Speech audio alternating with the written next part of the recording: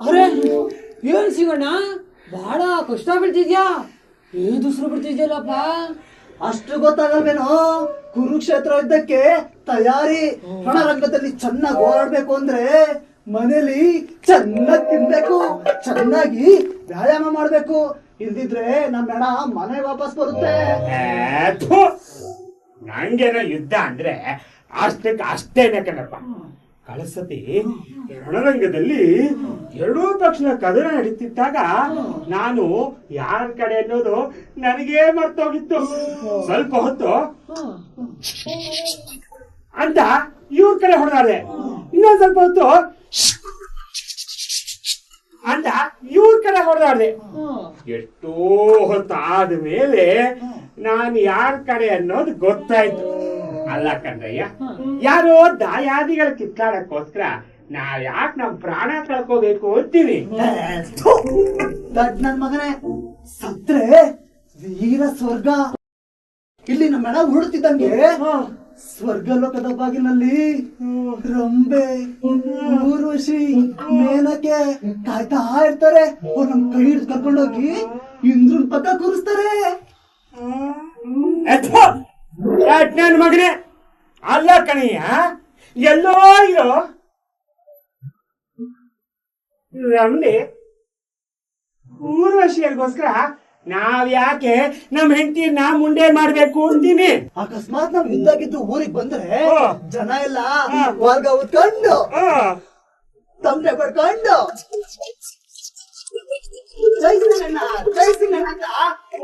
ಮೆರವಣಿಗೆ ಮಾಡಿಸ್ತಾರೆ.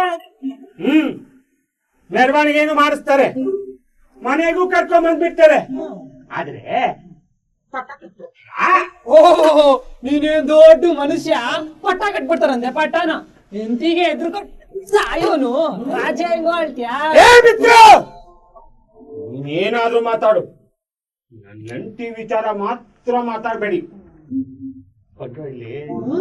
ಮೊದ್ಲು ನನ್ ಹೆಂಡತಿಗೆ ನಾ ಹೆದರ್ತಾ ಇದ್ದೆ. ಹೆಂಡತಿಗೆ ಹೆದ್ರ ಎಲ್ರಿಗೂ ಹೆದರ್ತಾ ಇದ್ರೆ. ಆದ್ರೆ ಈಗ ಯಾರ್ಗ ಸಪ್ಪಾಕಲ್ಲ ಗೊತ್ತಾ? ಅದೇ ಇದೇನಪ್ಪ ಇಷ್ಟೊಂದು ಬದಲಾವಣೆ. ನಿನ್ನ ಪುಕ್ಲ ಅನ್ಕೊಂಡಿದ್ದೆ, ಇಷ್ಟೊಂದು ಹೇಗ್ ಬದಲಾದೆ? ಎಲ್ಲ ನಿಮ್ಮಂತವ್ರ ಸಹವಾಸ ಫಲ. ಅಲ್ಲ ಕಣ್ರಯ್ಯ, ಮೊನ್ನೆ ಮನೇಲಿ ನನಗೂ ನನ್ನ ಹೆಂಡತಿಗೂ ಮಾತು ನಡೀತು. ನಾನು ಮಾತಾಡ್ತಾ ಇದೀನಿ, ಅವಳು ಮಾತಾಡ್ತಾ ಇದ್ದಾಳೆ. ನಾನು ಮಾತಾಡ್ತಾ ಇದೀನಿ, ಅವಳು ಮಾತಾಡ್ತಾ ಇದ್ದಾಳೆ.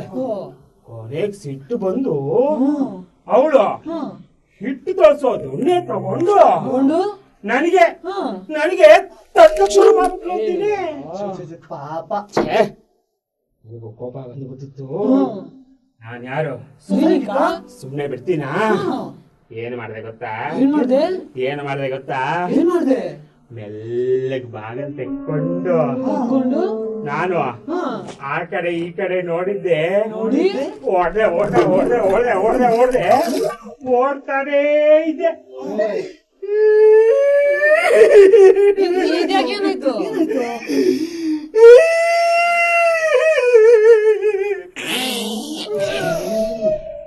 ಅಲ್ಲ ಕಡೆಯ ಮಿತ್ರ, ಮನೆಯಲ್ಲಿ ಎಷ್ಟಾದ್ರೂ ಹೊಡಿಲಿ ಬಡಿಲಿ ನನಗೇನು ಬೇಜಾರಿಲ್ಲ ಕಡೆಯ. ಆದ್ರೆ ಬೇಜಾರು ಮಾನ ಕಳೆದ್ಬಿಟ್ಲು. ಕೋಪ ಬಂದ್ಬಿಟ್ಟಿತ್ತ. ಓಡ್ತಾ ಇದ್ದ. ನಾನು ಓಡ್ತಾ ಇದ್ದೆ, ಅವಳು ಓಡ್ತಾನೆ ಇದ್ಲು, ನನ್ ಹಿಂದೆ ಬರ್ತಾನೆ ಇದ್ಲು. ನಾನೇನ್ ಮಾಡ್ದೆ ಗೊತ್ತಾ? ನಾನ್ ಯಾರು ಸೈನಿಕ? ಸುಮ್ನೆ ಬಿಡ್ತೀನ? ಓಡ್ತಾ ಎದುರುಗಡೆ ಒಂದ್ ದೊಡ್ಡ ಮಾವಿನ ಮರ ಬಂದ್ಬಿಡ್ತು. ನಾನು ಕೋತಿ ತರ ಚರ ಹತ್ತಿ ಯಾವ್ದೋ ಗೊಂಬೆ ಮೇಲೆ ಕೂತ್ಬಿಟ್ಟೆ.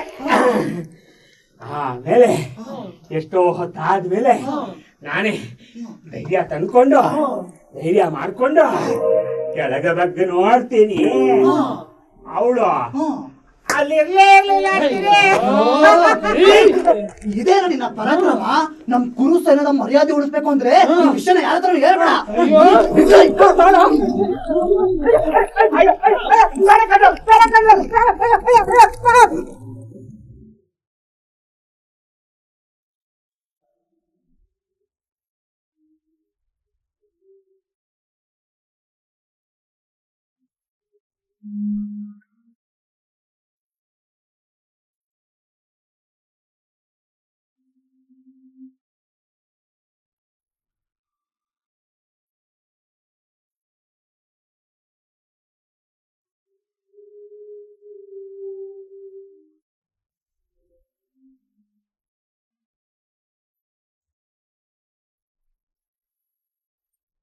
ಛೇ, ಲಕ್ಷಾಂತರ ಜೀವಗಳನ್ನು ಆಹುತಿ ತೆಗೆದುಕೊಳ್ಳುತ್ತಿರುವ ಈ ಕುರುಕ್ಷೇತ್ರ ಯುದ್ಧದಲ್ಲಿ ನಮ್ಮವರ ಪ್ರಾಣ ಹತ್ಯೆ ಕನಿಷ್ಠವಾಗಲಿ.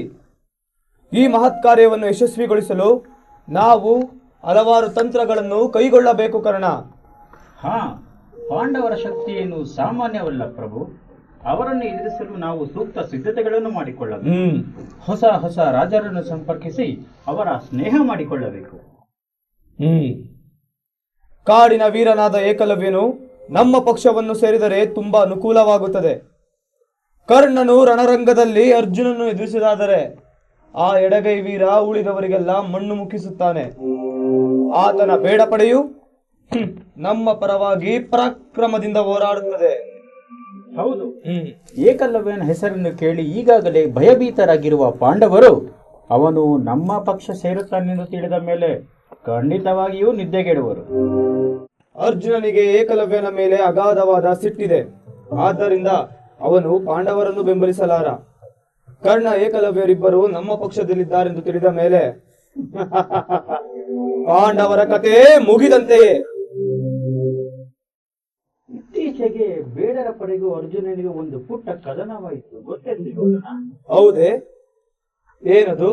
ಮೊದಲು ಅರಣ್ಯವಾಸಿಗಳನ್ನು ಸಾಮಾನ್ಯ ಜನರೆಂದು ತಿಳಿದ ಅರ್ಜುನ ಅವರನ್ನು ಜರಿದು ಮಾತನಾಡಿದನಂತೆ. ಅವರೆಲ್ಲ ಏಕಲವ್ಯನ ಕಡೆಯವರನ್ನು ತಿಳಿದ ಮೇಲೆ ರಾಜಿಗೆ ಮುಂದಾದನಂತೆ. ಅವರು ಸ್ವಾಭಿಮಾನಿಗಳು. ಅವರ ನೆಲದಲ್ಲಿ ಬೇಟೆಯಾಡಿದ್ದು ಅರ್ಜುನನ ತಪ್ಪು. ಅವನಿಗೆ ಮೈ ನೀರಿಡಿಸಿ ಕಳಿಸಿದ್ದಾರೆ. ಕುರುಕ್ಷೇತ್ರ ಯುದ್ಧದಲ್ಲಿ ತಮ್ಮ ವಿರುದ್ಧ ಪಕ್ಷಕ್ಕೆ ಏಕಲವ್ಯನ ಪಡೆಯವರು ನಿಲ್ಲುತ್ತಾರೆಂಬ ಅಳುಗು ಪಾಂಡವರಿಗಿದ್ದೇ ಇದೆ. ಅವರು ಸರಿಯಾಗಿ ಊಹಿಸಿದ್ದಾರೆ. ಕಾಡಿನ ಪುಟ್ಟ ಪಡೆಯೊಂದರ ನಾಯಕನಾದ ಏಕಲವ್ಯನು ನಮ್ಮ ಸಾಮ್ರಾಜ್ಯದ ಕುರುಸೇನೆಯನ್ನು ಸೇರಿ ಹೋರಾಡಿ ಹುತಾತ್ಮನಾಗಲಿ. ಚರಿತ್ರೆಯಲ್ಲಿ ಅವನ ಹೆಸರು ಅಜರಾಮರವಾಗಲಿ. ನಿನ್ನನ್ನು ಸೂತ ಪುತ್ರನೆಂದು ಹೇಳಿದ್ದ ಪಾಂಡವರು ಅವನನ್ನು ನಿಷಾದನೆಂದು ತೆಗಳಿದ್ದರು. ಈ ಅಪಮಾನದ ನೆನಪು ಅವನ ಮನಸ್ಸಿನಲ್ಲಿ ಗಾಢವಾಗಿ ನಿಂತು ಬಿಟ್ಟಿದೆ. ಆದ್ದರಿಂದ ಆ ಅಪಮಾನದ ನೆನಪು ಏಕಲವ್ಯನ ಮನಸ್ಸಿನಲ್ಲಿ ಅಗಾಢವಾಗಿ ನಿಂತು ಬಿಟ್ಟಿದೆ. ಏಕಲವ್ಯನು ನಮ್ಮ ಪರವಾಗಿ ಪಾಂಡವರ ವಿರುದ್ಧ ಉತ್ಸಾಹದಿಂದ ಹೋರಾಡುತ್ತಾನೆ. ಏಕಲವ್ಯನ ವಿದ್ಯಾ ಪ್ರದರ್ಶನಕ್ಕೆ ಇದೊಂದು ಸುವರ್ಣಾವಕಾಶವಾಗಲಿ. ಏಕಲವ್ಯನಲ್ಲಿ ನಾವಿಟ್ಟಿರೋ ಭರವಸೆ ಅಳಿಯದಿರಲಿ. ಜಯ ನಮ್ಮದಾಗಲಿ. ಆದರೆ ಆದರೆ ಆದರೆ ಏಕಲವ್ಯನನ್ನು ಒಪ್ಪಿಸುವುದು ಹೇಗೆ? ಇದೇ ಗಾಢವಾದ ಸಮಸ್ಯೆ. ದ್ರೋಣಾಚಾರ್ಯರು ಅವರ ಗುರುಗಳು. ಅವರನ್ನು ಕಳುಹಿಸಿದರೆ ಹೇಗೆ? ಏಕಲವ್ಯ ಖಂಡಿತವಾಗಿಯೂ ಒಪ್ಪಲಾರ. ಏಕೆಂದರೆ ಅವನ ಬಲಗೈ ಹೆಬ್ಬೆರಳು ಕತ್ತರಿಸಲು ದ್ರೋಣರದು ಪಾಲಿದೆಯಲ್ಲವೇ? ಏಕಲವ್ಯನನ್ನು ಭೇಟಿ ಮಾಡಿ ನಮ್ಮ ಪಕ್ಷಕ್ಕೆ ಬರಮಾಡಿಕೊಳ್ಳಲು ನೀನೇ ಸೂಕ್ತವಾದ ವ್ಯಕ್ತೀಕರಣ. ಆಗಬಹುದು. ಸಂತೋಷದಿಂದ ಈ ಕೆಲಸ ಮಾಡುತ್ತೇನೆ.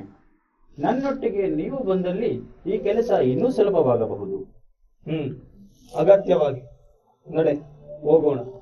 ನಡೆಯಿರಿ.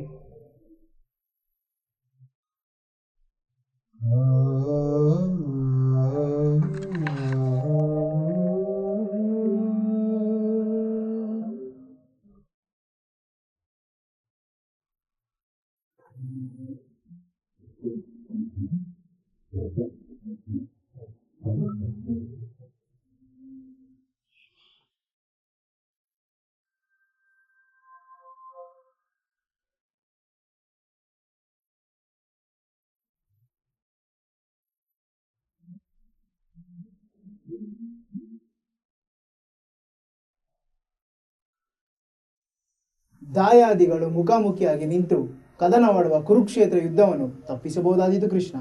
ಸೋದರರು ಬಂಧು ಬಾಂಧವರ ರಕ್ತವನ್ನು ಚಿಮ್ಮಿಸಿ ಹೆಮ್ಮೆಯಿಂದ ಬೀಗುವುದಕ್ಕಿಂತ ದುಷ್ಟತನ ಮತ್ತೊಂದಿದೆಯೇ? ಅಣ್ಣ, ನೀನಾಡುವ ಮಾತೇನು? ದುರ್ಯೋಧನನು ನಮಗೆ ಕೊಡಬಾರದ ಕಷ್ಟವನ್ನು ಕೊಟ್ಟು ಮಾಡಬಾರದ ಅಪಮಾನವನ್ನು ಮಾಡಿದ್ದು ಮರೆತು ಹೋಯಿತೆ? ನಮ್ಮನ್ನು ವನವಾಸಕ್ಕೆ ಅಟ್ಟಿ ಅನ್ನ ನೀರಿಗೂ ಗತಿ ಇಲ್ಲದಂತೆ ಮಾಡಿದ್ದನ್ನು ಮರೆಯಲು ಹೇಗೆ ಸಾಧ್ಯ? ದ್ರೌಪದಿಯ ವಸ್ತ್ರಾಪರಣ ಮಾಡುತ್ತಿದ್ದಾಗ ಯಾವ ಷಂಡನೂ ಸುಮ್ಮನೆ ಇರುತ್ತಿರಲಿಲ್ಲ. ಅಣ್ಣನ ಈ ಮನೋಭಾವವೇ ನಮ್ಮನ್ನು ದುರ್ಯೋಧನ ಆಸ್ಥಾನದಲ್ಲಿ ಷಂಡರಿಗಿಂತ ಕಡೆಯಾಗಿ ಕಾಣಿಸಿತು. ಅರಗಿನ ಮನೆಯಲ್ಲಿ ನಮ್ಮ ಸಜೀವ ದಹನಮನಕ್ಕೆ ಪ್ರಯತ್ನಿಸಿದ ಪಿತೂರಿಗೆ ಉತ್ತರ ಕೊಡುವ ಕಾಲ ಬಂದಿದೆ. ನಮಗಾದ ಎಲ್ಲ ಅಪಮಾನಗಳಿಗೂ ಈ ಕುರುಕ್ಷೇತ್ರ ಕೊನೆಯಂತವಾಗಬೇಕು. ಹಾಗಾದರೆ ದುರ್ಯೋಧನ ಆದಿಯಲ್ಲಿ ನಾವು ಸಾಗಬೇಕೇನು? ಏನೇ ಆದರೂ ಅವರು ನಮ್ಮ ರಕ್ತ ಸಂಬಂಧಿಗಳಲ್ಲವೇ? ತಾತನಾದ ಭೀಷ್ಮನನ್ನು, ಗುರುಗಳಾದ ದ್ರೋಣರನ್ನು ರಣರಂಗದಲ್ಲಿ ಹತ್ಯೆ ಮಾಡುವುದಕ್ಕಿಂತ ಘೋರವಾದ ಪಾತಕ ಯಾವುದಿದೆ? ಸೋದರರು ಎರಡು ಪಕ್ಷಗಳಾಗಿ ಒಡೆದಾಡಿ ಸತ್ತು ಲೋಕದಲ್ಲಿ ನಗೆಗೀಡಾಗಬೇಕೇ? ಯುಧಿಷ್ಠಿರ, ನಿನ್ನ ಮನಸ್ಸಿನ ಅಳುಕನ್ನ ದೂರ ಮಾಡು. ಇದು ದಾಯಾದಿಗಳ ಜಗಳವಲ್ಲ, ಧರ್ಮದ ಮುಖಾಮುಖಿ, ನ್ಯಾಯದ ನೇರ ಸಂಘರ್ಷ. ಜಗತ್ತಿನ ದುಷ್ಟತನವನ್ನೆಲ್ಲ ಮೈಗೂಡಿಸಿಕೊಂಡ ದುರ್ಯೋಧನನನ್ನು ನಿರ್ನಾಮ ಮಾಡುವುದು, ಲೋಕದ ಕ್ರೌರ್ಯವೆಲ್ಲ ಮಡುಗಟ್ಟಿ ನಿಂತ ದುಶ್ಯಾಸನನನ್ನು ಧೂಳೀಪಟ ಮಾಡುವುದು ಪವಿತ್ರ ಕೆಲಸಗಳಾಗಿವೆ. ಈ ಪ್ರಪಂಚದಲ್ಲಿ ಸಜ್ಜನಿಕೆ, ಸದ್ಭಾವನೆಗಳು ಬೆಳೆದು ಲೋಕ ಕಲ್ಯಾಣವಾಗಬೇಕಾದರೆ ದುರ್ಜನರ ಹುಟ್ಟಡಗಿಸುವುದು ಅನಿವಾರ್ಯ. ದಾನವ ಶಕ್ತಿಯನ್ನು ಹೇಳ ಹೆಸರಿಲ್ಲದಂತೆ ಮಾಡಲು ನಿರ್ಮಾಣವಾಗುತ್ತಿರುವ ವೇದಿಕೆ ಕುರುಕ್ಷೇತ್ರ. ಬಂದಿರುವ ಕಂಟಕವನ್ನ ಕಳೆದುಕೊಳ್ಳಲು ಯುದ್ಧದಲ್ಲಿ ಹೋರಾಡುವುದೊಂದೇ ಮಾರ್ಗ. ಹೃದಯಹೀನನಾದ ದುರ್ಯೋಧನನಿಗೆ ಯಾವುದೇ ಬಗೆಯ ರಿಯಾಯಿತಿಯನ್ನು ತೋರುವುದು ನಮ್ಮ ಮನೋದೌರ್ಬಲ್ಯವಾಗುತ್ತದೆ. ಇದು ಕೇವಲ ದುರ್ಯೋಧನ ದುಶ್ಯಾಸನ ಪ್ರಶ್ನೆಯಲ್ಲ ಕೃಷ್ಣ, ಅಜ್ಞಾನದಿಂದ ಆಜ್ಞ ಪಾಲಕರಾಗಿರೋ ಸಹಸ್ರಾರು ಮುಗ್ಧರ ಪ್ರಶ್ನೆ, ಅವರನ್ನೇ ನಂಬಿ ಕುಳಿತಿರುವ ಮುಗ್ಧ ಅಸುಳೆಗಳ ತಾಯಂದಿರ ಪ್ರಶ್ನೆ. ಇದು ಮಾನವೀಯ ಪ್ರಶ್ನೆಯೂ ಹೌದು. ಯುಧಿಷ್ಠಿರ, ಸಜ್ಜನರು ಮುಗ್ಧರು ಸುರಕ್ಷಿತವಾಗಿರಬೇಕಾದರೆ ಅದಕ್ಕೆ ಅಡ್ಡಿಯಾಗುವವರು ಮೊದಲು ಇಲ್ಲವಾಗಬೇಕು.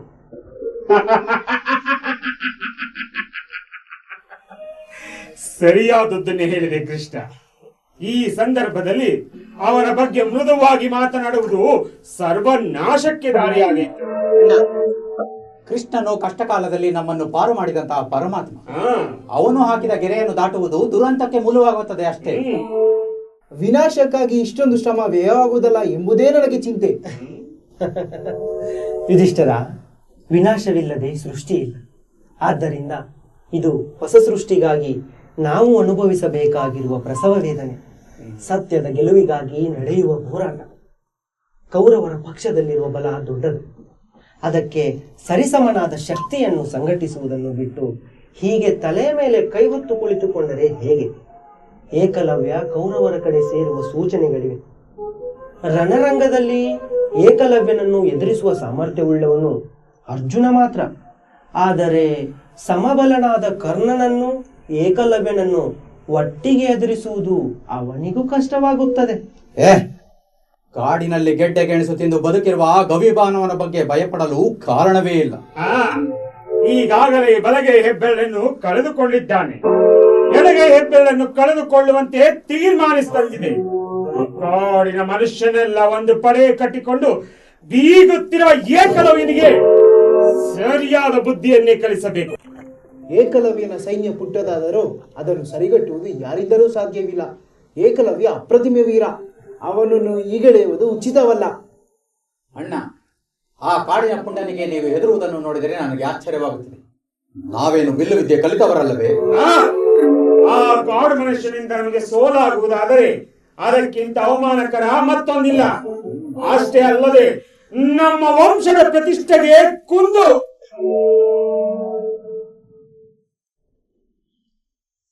ಭೀಮ, ಏಕಲವ್ಯನು ಯುದ್ಧದಲ್ಲಿ ಭಾಗವಹಿಸುವುದು ಅವನ ಹಿತದೃಷ್ಟಿಯಿಂದಲೇ ಒಳ್ಳೆಯದಲ್ಲ.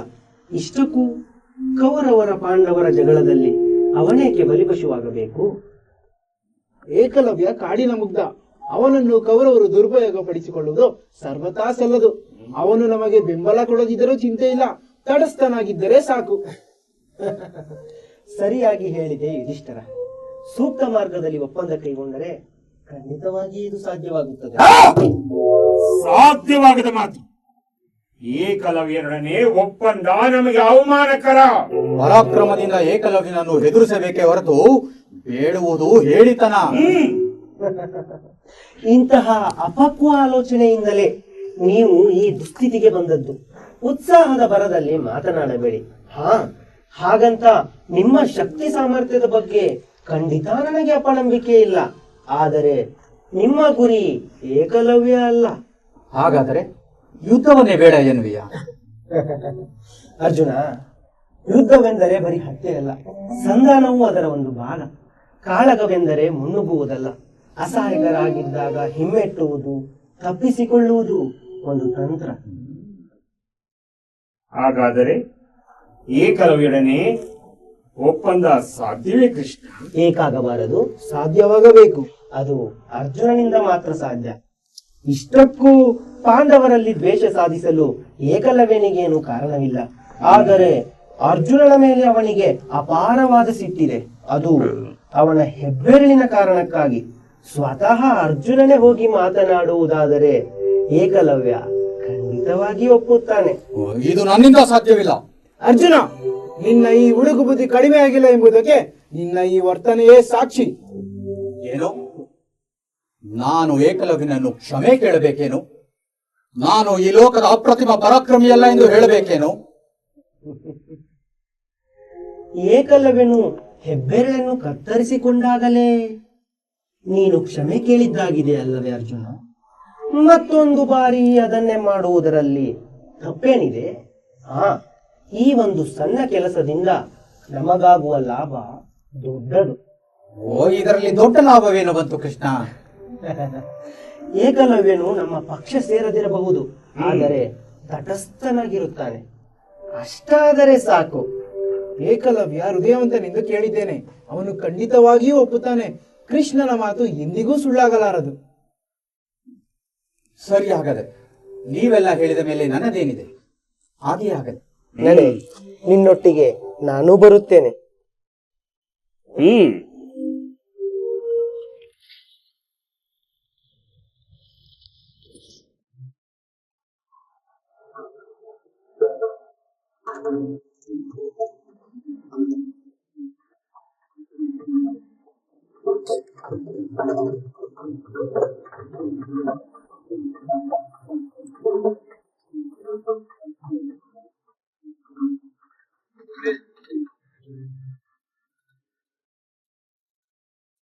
ಏಕಲವ್ಯ, ನನ್ನ ಗುರುತು ಸಿಕ್ಕಿತೆ.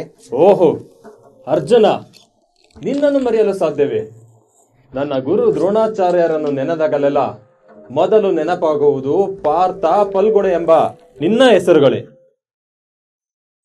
ಏಕಲವ್ಯ, ನನ್ನನ್ನು ಸೂತಪುತ್ರನೆಂದು ಜರಿದ ಪಾಂಡವರು ನಿನ್ನನ್ನು ನಿಷಾದನೆಂದು ನೋಯಿಸಿದವರು. ಅವರ ನಾಮಸ್ಮರಣೆ ನಮ್ಮಂತವರಿಗೆ ಸಲ್ಲದು. ಕೌರವರಿಗೆ ಹತ್ತಿರವಾದ ಅಂಗಾಧಿಪತಿ ಕರ್ಣ, ನಾನು ನಿಷಾದನೆಂದು ಯಾರೇ ಹೀಯಾಳಿಸಿ ನೋಯಿಸಿದರೂ ನಾನು ಯಾರ ಅಂಗಿಗೂ ಒಳಗಾಗಲಿಲ್ಲ. ನಿನ್ನ ಆಗಿ ನೀನು ನಿಜವಾದ ವೀರ. ತಿರಸ್ಕೃತನಾದರೂ ಯಾರ ಸಹಾಯವೂ ಇಲ್ಲದೆ ವಿದ್ಯೆ ಕಲಿತ ಛಲಗಾರ. ಬಲಗೈಯಲ್ಲಿ ಹೋದದ್ದನ್ನು ಎಡಗೈಯಲ್ಲಿ ಸಾಧಿಸಿದೆ. ಹೆಬ್ಬೆರಳು ಹೋದದ್ದು ಮಹಾಪ್ರಮಾದಕ್ಕೆ ಎಡಮಾಡಿಕೊಡಲಿಲ್ಲವಲ್ಲ? ಆದರೂ ನನಗೆ ನೋವಾಗಿದೆ ಅರ್ಜುನ. ಬಲಗೈ ಹೆಬ್ಬೆರಳು ಕತ್ತರಿಸದ ಗಾಯಮಾಗಿದ್ದರೂ ಹೃದಯದಲ್ಲಾದ ಗಾಯ ಮಾಯಲು ಯುಗ ಯುಗಗಳೇ ಬೇಕೆನಿಸುತ್ತಿದೆ. ಏಕಲವ್ಯ, ಕುಲದಲ್ಲಿ ಕೀಳಿಳಿಸಿಕೊಂಡ ನಮ್ಮಂತವರನ್ನು ಮಮತೆಯಿಂದ ಕಾಣುವ ಜೀವ ಸುಯೋಧನನೊಬ್ಬನೇ. ಆ ವಿಚಾರದಲ್ಲಿ ನನಗೂ ನಿನಗೂ ಸಾಮ್ಯತೆ ಇದೆ. ಆದ್ದರಿಂದ ನೀನು ಅವನನ್ನು ಬೆಂಬಲಿಸುವುದು ಒಳ್ಳೆಯದು. ಕುರುಕ್ಷೇತ್ರ ಯುದ್ಧದಲ್ಲಿ ನಮ್ಮನ್ನು ಹೀಯಾಳಿಸಿದ ಪಾಂಡವರ ಅಹಂಕಾರಕ್ಕೆ ಕುರುಕ್ಷೇತ್ರದಲ್ಲಿ ಕೊಡುವ ಉತ್ತರವೆಂದರೆ ಕೌರವರ ಜೊತೆ ಹೋರಾಡುವುದು. ಕರ್ಣ, ನನಗೂ ನಿನಗೂ ಹೋಲಿಕೆಯಲ್ಲಿ ನೀನೀಗ ಸೂತಪುತ್ರನಲ್ಲ, ಅದನ್ನು ಮೀರಿ ಬೆಳೆದಿದ್ಯಾ. ಈಗ ನೀನು ಅಂಗಾಧಿಪತಿ, ಆದರೆ ನಾನೇನು ಬೇಡ.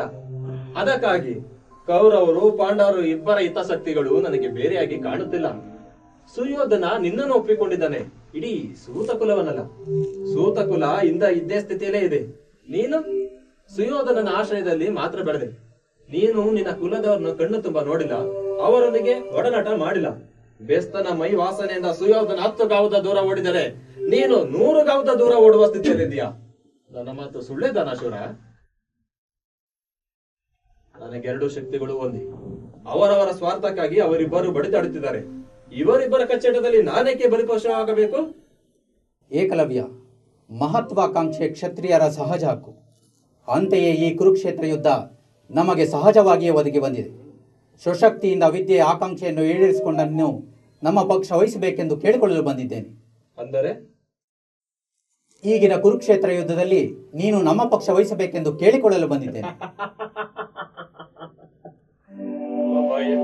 ಬೇಡನನ್ನು ಬೇಡಲು ನಿಮ್ಮ ಶಾಸ್ತ್ರದಲ್ಲಿ ಸಮ್ಮತ ಇದೆ ಗಾಂಡೀವಿ. ಏಕಲವ್ಯ, ನಾವು ಯಾವತ್ತೂ ಮುಂದಿನದರ ಬಗ್ಗೆ ಯೋಚಿಸಬೇಕು. ಯೋಚಿಸು. ಸಾಧ್ಯವಿಲ್ಲ ಅರ್ಜುನ.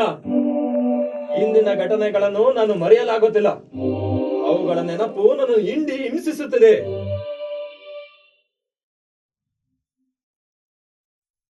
ಏಕಲವ್ಯ, ನಿನ್ನೀ ಧೋರಣೆಯಿಂದ ಏನೂ ಸಾಧನೆಯಾಗುವುದಿಲ್ಲ.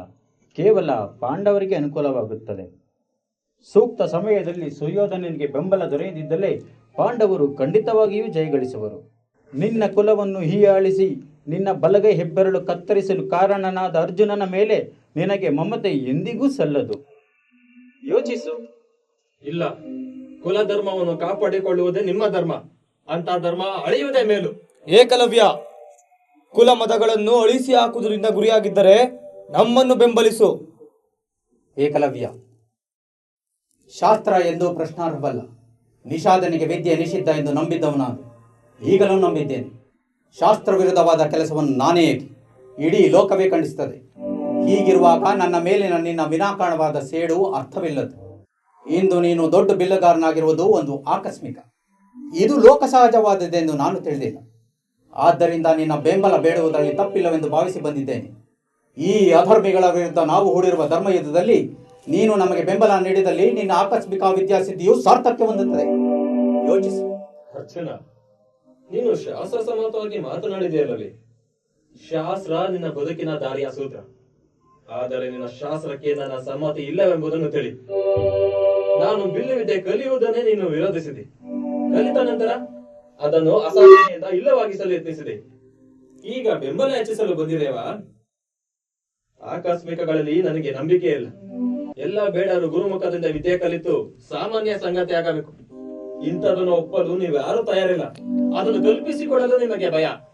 ಹೀಗಿರುವಾಗ ನಿಮಗೆ ನನ್ನ ಬೆಂಬಲದ ಪ್ರಶ್ನೆ ಹುಟ್ಟದ ಅರ್ಜುನ. ಏಕಲವ್ಯ, ಅಧರ್ಮವನ್ನು ಅಳಸಿ ಹಾಕಲು ನೀನು ಪಾಂಡವರ ಪಕ್ಷ ವಹಿಸು. ಇದರಿಂದ ನಿನ್ನ ಕೀರ್ತಿ ಹೆಚ್ಚುತ್ತದೆ. ಇಲ್ಲ, ಕುಲ ಧರ್ಮವನ್ನು ಕಾಪಾಡಿಕೊಳ್ಳುವುದೇ ನಿಮ್ಮ ಧರ್ಮ. ಅಂತ ಧರ್ಮ ಅಳಿಯುವುದೇ ಮೇಲು. ಏಕಲವ್ಯ, ಕುಲ ಮತವನ್ನು ಅಳಿಸಿ ಹಾಕುವುದು ನಿನ್ನ ಗುರಿಯಾಗಿದ್ದರೆ ನಮ್ಮನ್ನು ಬೆಂಬಲಿಸು.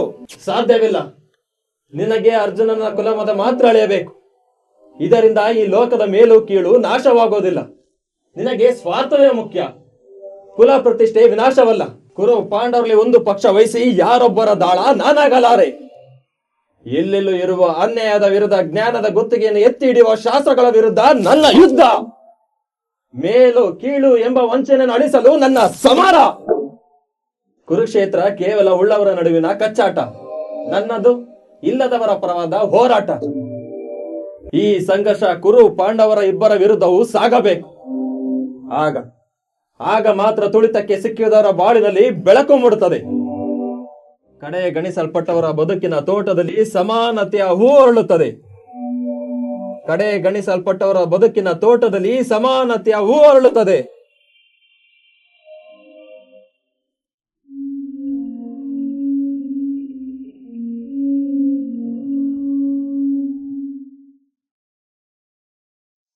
ಲೋಕಾ ಸಮಸ್ತ ಸುಖಿನೋ ಭವಂತು. ಲೋಕಾ ಸಮಸ್ತ ಸುಖಿನೋ ಭವಂತು. ಲೋಕಾ ಸಮಸ್ತ ಸುಖಿನೋ ಭವಂತು.